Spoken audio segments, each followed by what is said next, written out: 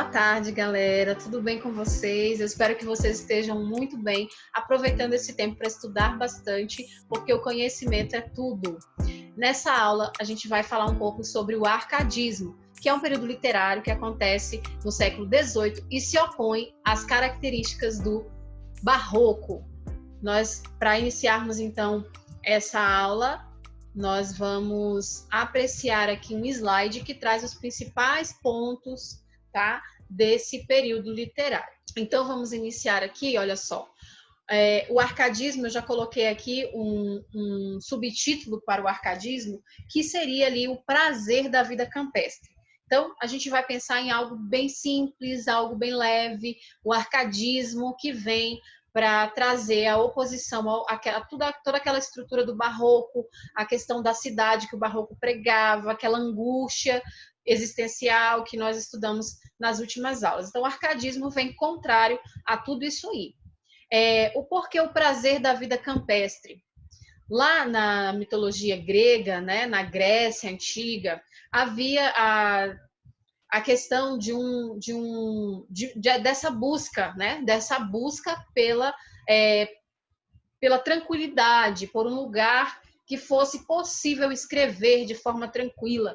E os artistas, né, os poetas da época, iam para as montanhas, para lugares ao meio da natureza, né, nas campinas, e esses lugares, muitos deles eram chamados de Arcádia, né, um lugar ali onde eles se reuniam para pensar, para escrever. Por isso, dá-se o nome a esse período de arcadismo, e ele vai acontecer a partir da fundação de várias Arcádias em diferentes lugares. E no Brasil não é diferente, é o nosso enfoque, né, que será no Brasil o arcadismo como ele acontece aqui. Então, o prazer da vida campestre, essa busca pelas coisas do campo, essa busca pelo contato com a natureza. E aí nós veremos aqui o contexto histórico desse período. Como eu falei, acontece no século XVIII. Esse período ficou conhecido também como neoclassicismo. E aí, se a gente lembrar das características do classicismo, né? Vocês viram, podem também voltar nessa aula para observar e para rever algumas características, a gente logo vai imaginar como que vai ser, então, esse arcadismo, resgatando muitas das características que nós já estudamos anteriormente no classicismo.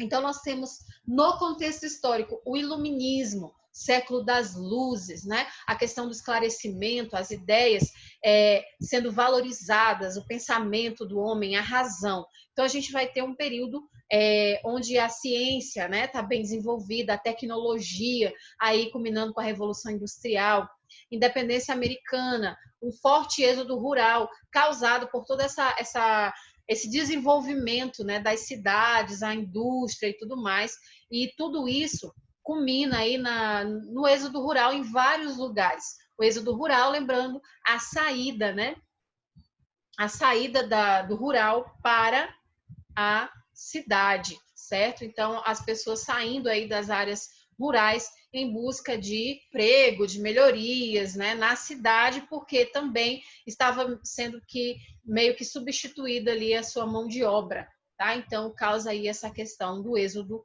rural, a saída, né, da zona rural, a saída do campo para a cidade. E se a gente observar, os poetas desse período pregavam justamente o contrário, a saída da cidade para a zona rural, a saída da cidade para o campo, certo? E aí nós temos ainda, nesse contexto histórico, lá a gente falou sobre o geral, né? Revolução Industrial, Iluminismo, e aqui a gente tem um contexto mais específico em Portugal. O que acontece, então, nesse contexto histórico em Portugal? Lembrando, Brasil, nesse período, ainda era colônia de Portugal. Em Portugal, o arcadismo inicia em 1756 e vai até 1825, também conhecido como setecentismo, né? Ali fazendo uma referência ao ano em que se inicia. E aí nós temos, nesse local, no caso em Portugal, algumas características no contexto histórico. Fundação da Arcádia Lusitânia, né, que, como eu falei, é o local ali onde era uma referência para os poetas. Então, em Portugal acontece aí essa fundação da Arcádia Lusitânia. O período pombalino, Marquês de Pombal ali, como integrante ali do governo, de um dos ministérios e tudo aquilo que ele prega, né, em relação à sociedade da época, em relação ao conhecimento. Uma das coisas que acontece nessa administração é a expulsão dos jesuítas, porque os jesuítas, como a gente vai falar mais abaixo, eram os responsáveis pelo conhecimento também. Então, o conhecimento estava muito atrelado à religião, como a gente viu lá no Barroco. E no arcadismo há, então, essa separação. Os jesuítas, que representavam a religiosidade, né, eram os padres, os religiosos da época, então, deixam as salas de aula para as pessoas que estavam se formando nas diversas áreas. Eles vão ser, então, substituídos. Isso aí nesse período de Marquês de Pombal. Reformas na economia, aumento da exploração colonial. E aí a gente vai chegar ao Brasil, por exemplo, vai ver que o ciclo do ouro está no finalzinho, né? Iniciou lá no período barroco, e o ciclo do ouro ainda continua no Brasil de uma maneira mais gradual, né? Mais devagar e tal. E a gente vai perceber que há um aumento dessa exploração cada vez maior das colônias que faziam parte de Portugal, e o Brasil é uma delas. Então, a questão dos impostos, por exemplo, a gente vai ver que vai também influenciar no contexto histórico do arcadismo no Brasil, todo o movimento lá da Inconfidência Mineira, tudo relacionado aos impostos, né, a essa exploração de Portugal em relação às suas colônias. E, como eu falei já, a expulsão dos jesuítas, que faziam parte do processo educacional, dão espaço, então, para pessoas que tinham conhecimento, né, que estavam estudando, para professores, certo? Que ficariam agora responsáveis pelo ensino dentro das instituições educacionais. No Brasil, como que acontece esse contexto histórico, então? No Brasil, o arcadismo tem início em 1768 e vai até 1836, e começa com a fundação da Arcádia Ultramarina. Como eu falei, em cada local vai ter, então, a fundação dessas arcádias, e no Brasil é uma arcádia chamada de Ultramarina. Vila Rica, atual Ouro Preto, né, seria ali a capital, o local onde as coisas se desenvolviam, né, onde foi ali a essência, onde o arcadismo aconteceu, ali em Minas Gerais, onde ele se desenvolveu e tal. Então, esse seria o local ali de exploração, que serviu de pano de fundo para as produções da época. Então, a gente vai ver muitas obras fazendo referência a esse local, né, Vila Rica, em Minas Gerais. Como eu falei, a Inconfidência Mineira foi também um dos aspectos do contexto histórico que é muito importante aí nesse processo. Inclusive, por esse acontecimento, o arcadismo já tomou as páginas aí de vestibulares, por conta desse aparato histórico que tem, né, ainda falando sobre um Brasil colônia.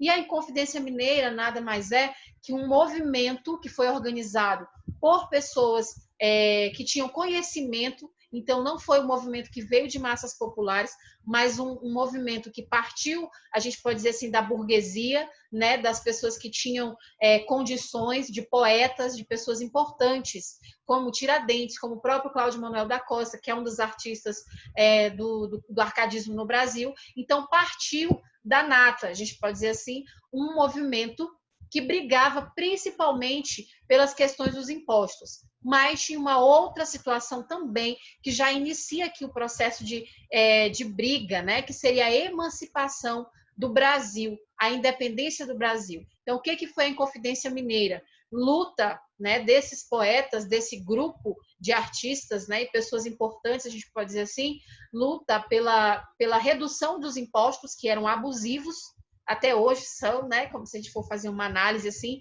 esse cenário nunca mudou no Brasil, e os impostos colocados de maneira muito abusiva, e eles brigavam para que isso fosse reduzido e também para que o Brasil ganhasse a sua emancipação política, econômica, social, enfim, a independência do Brasil, que ainda não acontece nesse período, né? Acontece já no romantismo, lá no romantismo, depois desse período aqui do arcadismo, né, que vai ser o próximo período literário que a gente vai estudar. Então, começa a luta pela independência, não só do Brasil, mas também de outros países da Europa e do mundo, né, em relação a buscar a sua originalidade, a sua independência, a sua emancipação. Outro aspecto também do contexto histórico é a criação das academias. As academias, locais de estudo, há um investimento maior na parte do conhecimento. No Brasil começa ali, inaugura-se, né, muitas instituições de ensino, de curso superior. Até então não existia, como a gente viu lá, Gregório de Matos Guerra, Padre Antônio Vieira, não eram poetas formados no Brasil. Mas a maioria dos poetas brasileiros que a gente vai estudar, nós vamos perceber que muitos deles, né, a grande maioria mesmo, estudaram na Universidade de Coimbra, em Portugal, se formavam lá. O Brasil não tinha tanto investimento assim na parte educacional. E a expulsão dos jesuítas, que também faz parte aqui do contexto do Brasil, porque o Brasil era colônia de Portugal nesse período, certo? Valores que eram ali, que estavam embutidos no arcadismo. Ele se apropria de algumas frases latinas que trazem um pouquinho dos valores, daquilo que eles esperavam em relação a esse período literário.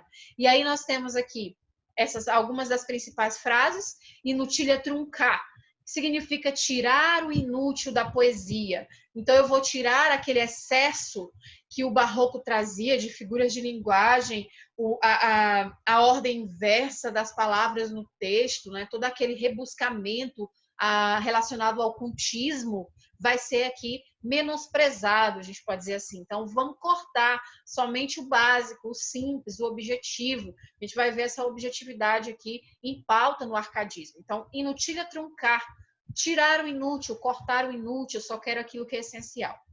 Outra frase famosa da época, fugere urbem, né, que significa a fuga do urbano, da cidade, fuga da urbanidade, como meta a ser alcançada. Então, eles queriam, como eu falei, sair do caos da cidade, daquele barulho, né, das máquinas, né, de tudo aquilo que estava ali, de certa forma, conturbando o meio citatino ali, né? Então, nós temos ali realmente uma busca por uma tranquilidade em outro lugar que não a cidade, no caso, o campo. E aí a gente vai ver poemas que, por exemplo, trazem esse contraste, né? Trazem essa busca, essa oposição, na verdade, entre a cidade e o campo, sendo sempre exaltando a vida no campo como melhor que a vida na cidade. Locus amoenos, que também está atrelado aí ao Fugere Urbem, né? O campo é o ideal para o homem. Então, a gente tem nessa característica aqui, como vocês podem perceber, que o campo é o lugar ideal, né? A roça, o lugar em contato com a natureza, é esse lugar que vai trazer a felicidade para o homem, a tranquilidade, a simplicidade e tal. Caperdim, essa expressão muito famosa, muita gente utiliza aí nos seus status, né? A ideia de colher o dia, de colher o momento. Também uma frase latina, aproveitar o presente para contemplar a realidade sem preocupar-se com o futuro. Então, o Caperdim do arcadismo é um Caperdim muito de valorizar a vida, mas valorizar de uma maneira saudável, em contato com a natureza, sem se preocupar com os bens materiais, né, com as coisas da vida, com emprego, por exemplo, né, se a gente for trazer para os dias de hoje, com emprego, com relacionamentos, com tanta coisa que acaba angustiando, né, causando ansiedade e tal. Então, a ideia deles era aproveitar o momento sem fazer muita projeção, sem pensar no dia de amanhã, mas aproveitar cada dia ali conforme ele seria colhido, né, na ideia deles. Colher o dia, aproveitar esse dia, porque o amanhã não é da nossa alçada, não pertence e tal. Então, a ideia era essa, né? Aproveitar o dia. Que, de certa forma, é uma ideia bem interessante, porque realmente, se a gente for pensar, o dia de amanhã é algo muito incerto na nossa vida, né? E eles já traziam, então, essa ideia, trabalhavam com essa ideia com uma ênfase bem legal. E a última aqui, áurea mediocritas. Áurea, ouro, mediocritas, como está aqui, né? Mediocritas seria medíocre, ouro medíocre. Então, o homem mediano, o homem que teria ali uma tranquilidade, né? É aquele que alcança a felicidade, porque a riqueza não é tudo. Então, a ideia de o ouro é medíocre, o ouro, a riqueza não traz felicidade, não dá para depositar toda a nossa felicidade nas riquezas, nos bens materiais, como o barroco pregava, né, essa angústia de estar preso às coisas materiais e tal, o arcadismo vem dizer assim, não, a felicidade não tá nos bens materiais, não está na riqueza, está nas coisas simples, está no contato com a natureza, está com estar com a mulher amada, né, com a família e tal. Então eles traziam essa ideia do ouro não é tudo, né, a riqueza não é tudo, não traz a plena felicidade. Eles trabalhavam com essa ideia aí. Características, então, do arcadismo. A primeira delas, como eu falei desde o início, a oposição ao barroco. Então, a gente pensa nas características do barroco, pensando no oposto disso, a gente vai ter as características do arcadismo. Inspiração iluminista, então a questão das ideias, sai então do campo da subjetividade que nós tínhamos no barroco, aquele sofrimento, né? O homem pecador, aquela coisa assim bem voltada para o sentimentalismo. Agora eu tenho algo mais objetivo, um período que a gente pode dizer que está dentro da tradição clássica que nós estudamos lá nas nossas primeiras aulas, tá? Então o arcadismo ele fica ali predominantemente na tradição clássica, por isso chamado também de neoclassicismo, tá? O equilíbrio, a busca pela perfeição, o racionalismo, então ali a razão falando mais forte que a emoção. A gente vai ter lírica no arcadismo, mas não é uma lírica que trata que vai trazer assim um desespero, uma loucura, um egocentrismo muito grande, aquele processo de individualismo que a gente vai perceber em outros, né, em outros períodos literários. O bucolismo e o pastoralismo. O que seria isso? São duas características que estão atreladas, praticamente dizem a mesma coisa, que seria esse contato com a natureza, valorização da natureza. Então, a gente vai ver, por exemplo, referência ao gado, referência à ovelha, referência às árvores, aos elementos da natureza. Também, como a gente vai ver mais lá na frente, elementos da mitologia greco-romana. Por quê? Porque resgata, né, lá características do classicismo, como eu disse no início. E a retomada dos valores clássicos. Aí, como eu já adiantei, né? Então, que valores clássicos são esses? Alguns desses que a gente já viu nos itens anteriores aqui. O racionalismo, a mitologia, essa busca pela perfeição, né, a simplicidade. Então, algo que é bem voltado para o racional mesmo, deixando um pouco a emoção de lado. Ainda nessa parte das características, a gente tem algumas aqui mais específicas, tá? Idealização da mulher amada. Essa idealização, como eu falei, o processo de idealização, ele está muito atrelado à subjetividade. No arcadismo, não é tão atrelado assim. Há uma idealização porque a mulher amada vai servir de inspiração para os poetas, né? Lá para os árcades. Só que essa idealização não é um processo, como eu falei, que é tão absurdo assim, não torna essa mulher distante, como no romantismo, por exemplo, que a gente vai ver mais à frente. Mas uma idealização, para ter uma ideia, muitas vezes a mulher até é comparada aos bichinhos da natureza, né? A ovelha, ao gado, no caso a vaca, né? Então são comparações que eles fazem de maneira a dizer assim, que a mulher é aquilo que eles precisam, né? Então, faz esse processo de idealização da mulher amada. A pureza e ingenuidade humana, a linguagem simples e objetiva, né? Como eu falei, tirando aquilo que deixava a linguagem truncada, difícil de compreender lá no barroco, aqui eles trabalham com a simplicidade, com a objetividade. Figuras mitológicas, né? Então, a gente vai ver referência a Deus, a deusas, aos semideuses, né, que estão ali numa categoria menor, a esses elementos, as ninfas. Então, sempre vai ter aí uma referência a esse tipo de ser mitológico. Uso de pseudônimo. O que é o pseudônimo? Nomes falsos. Os artistas vão assinar suas obras com nomes falsos, né? Com nome que foram dados a poetas lá na Antiguidade Clássica, na Grécia, né?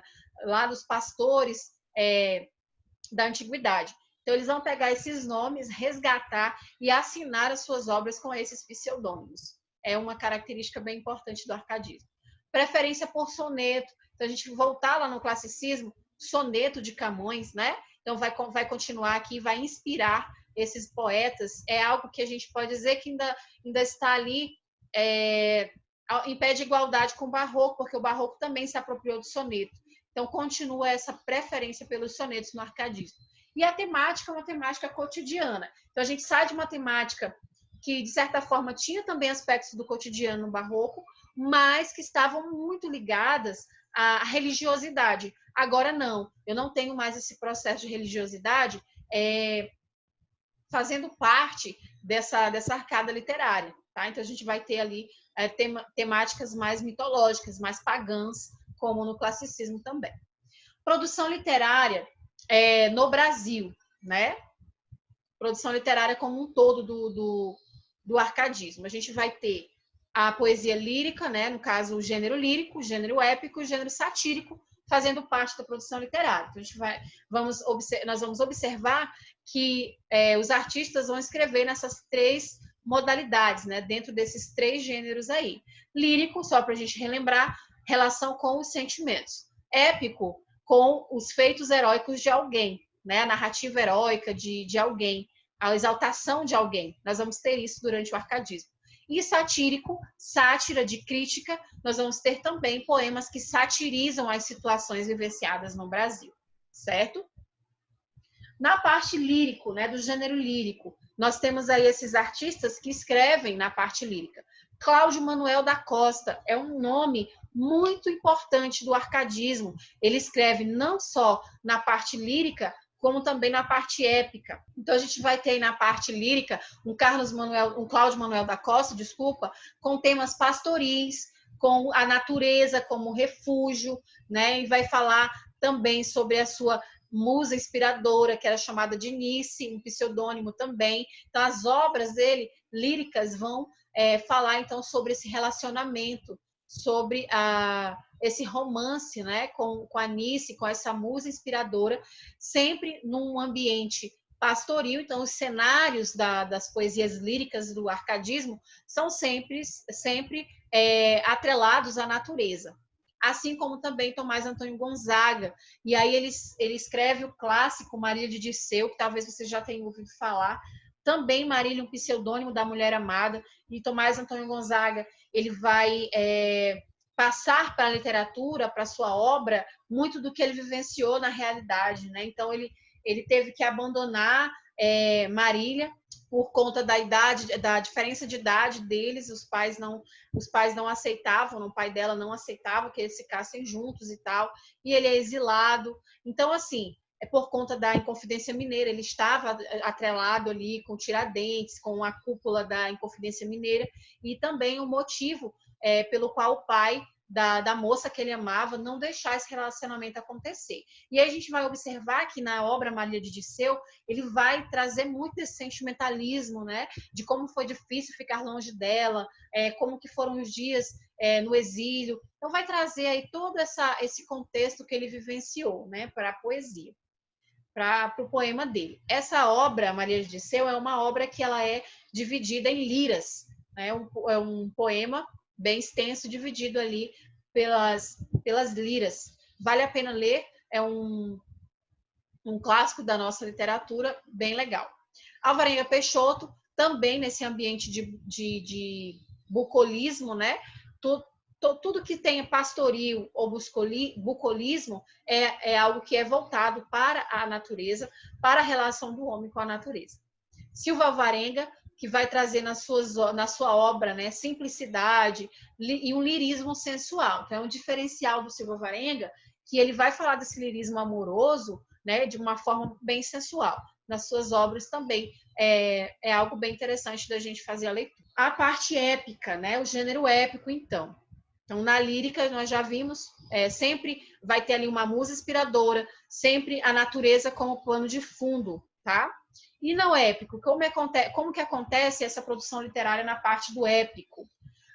Nós temos aí esses autores, Basílio da Gama, que escreve a obra Uruguai, escreve outras também, mas a de mais destaque é Uruguai, e nessa obra ele vai fazer a exaltação do Marquês de Pombal, né, e condenar os jesuítas. Então, como havia essa administração de Marquês de Pombal, e Basílio da Gama estava ali em apuros em certa ocasião e ele foi livrado por Marquês de Pombal, ajudou ele em determinada situação ali. Ele, como gratidão, ele utiliza o Uruguai para fazer uma espécie de exaltação ao Marquês de Pombal e, ao mesmo tempo, condenar a ação dos jesuítas aqui no Brasil colônia.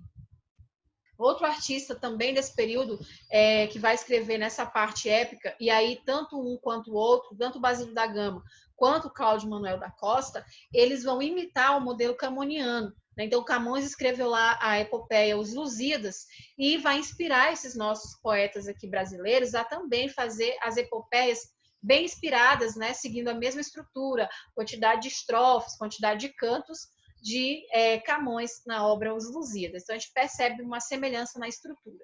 Cláudio Manuel da Costa, ele escreve a obra Vila Rica. Então, percebo que ele vai falar do lugar ali, né, onde ele vive e tal, e vai trazer principalmente fatos históricos. Drama de Garcia Rodrigues Paz, a missão pacificadora e organizadora de Antônio de Albuquerque, e também a luta dos revoltosos.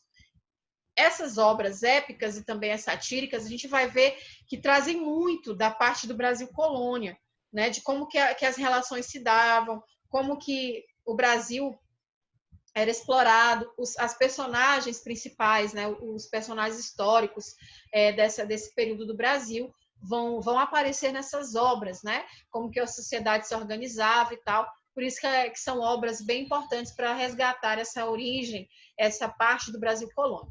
Santa Rita Durão, que é o último aqui do gênero épico, ele escreve Caramuru, também uma epopeia muito famosa, que vai falar sobre a colonização da Bahia, baseada numa lenda que envolve Diogo Álvares Correia. E aqui ele utiliza, Santa Rita Durão, informações lá da Carta de Pero Vaz de Caminha, né? Que ele vai falar sobre o processo de construção da Bahia quando os portugueses chegam, né? Aí Diogo Álvares Correia se perde da tripulação e chega ali numa aldeia e começa a se relacionar ali com os índios. Então vai falar sobre essa lenda do Caramuru, envolvendo aí essa pessoa histórica que é Diogo Álvares Correia. Também uma obra muito importante que já foi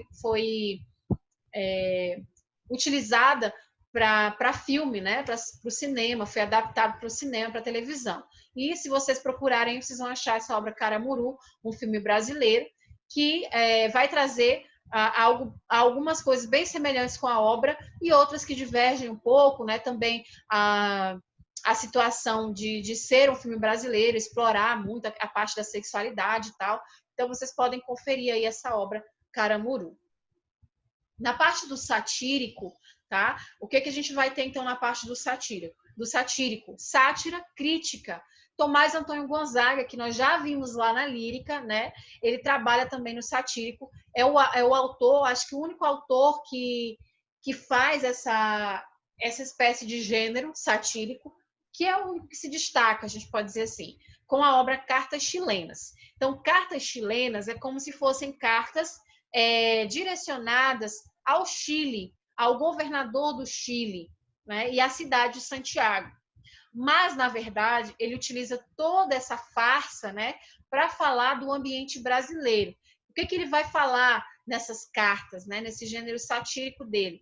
Dos atos corruptos, a questão do nepotismo, abuso de poder, erros administrativos, entre várias outras situações aí erradas, né, dentro da administração do governador de Vila Rica.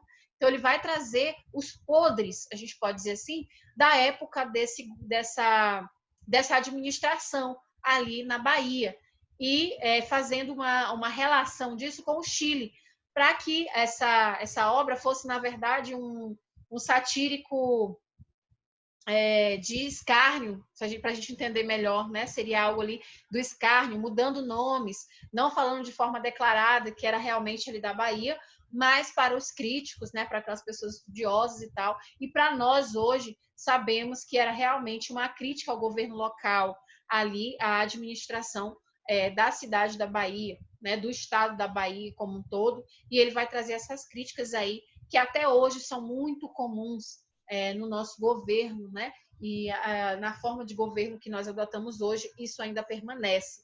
Todos esses aqui a gente vai lendo, parece até que está falando dos dias atuais, né? Corrupção, nepotismo, abuso de poder, erros administrativos. Tem também dentro dessas características falta de conhecimento da pessoa que está no poder. Então, tudo isso já era também um cenário do arcadismo no Brasil. E foi também, serviu de conteúdo para os nossos poetas, os nossos artistas. E assim, falando desse gênero satírico, nós finalizamos a nossa aula sobre o arcadismo, tá? Assistam, anotem tudo que vocês puderem aí sobre essas características, sobre esse contexto histórico e leiam também as obras que estão indicadas no slide. Um beijo, até a próxima aula. Tchau, tchau. Saudade de vocês.